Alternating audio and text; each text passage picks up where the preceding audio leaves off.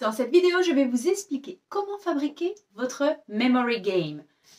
Ceci, pour l'instant, n'est qu'une feuille, mais dans quelques minutes, vous serez capable d'en faire un memory game. Pour ce faire, il vous suffit d'avoir une paire de ciseaux, un tube de colle, un petit peu d'organisation et le tour est joué.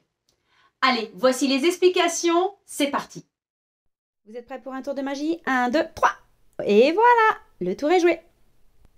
Vous devez tout d'abord couper la feuille au milieu sur le trait noir le plus épais. Ça vous fera 2 listes. Ensuite, vous allez plier d'un côté l'anglais, de l'autre côté le français. Vous devez absolument coller pour que cela fasse une carte plus solide.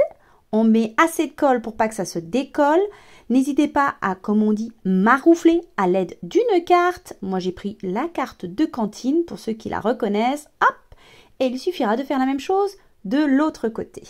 On appuie bien, on respecte les traits et comme ça, le pliage est fait.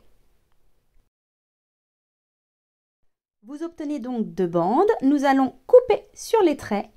Et après un découpage minutieux, vous allez obtenir une vingtaine de cartes.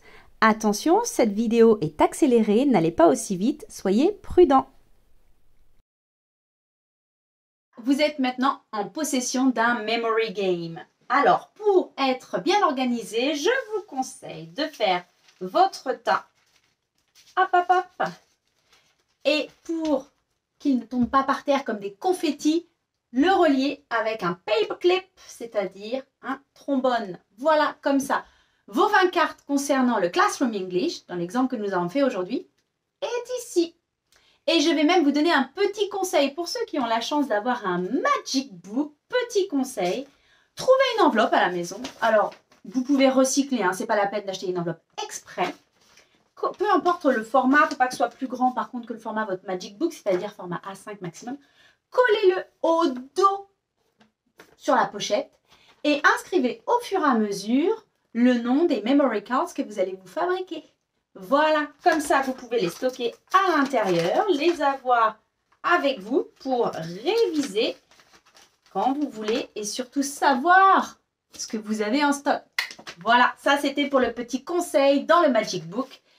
Et bien maintenant, c'est littéralement à vous de jouer. Et si vous voulez découvrir des façons de jouer avec les memory cards, il suffit de cliquer là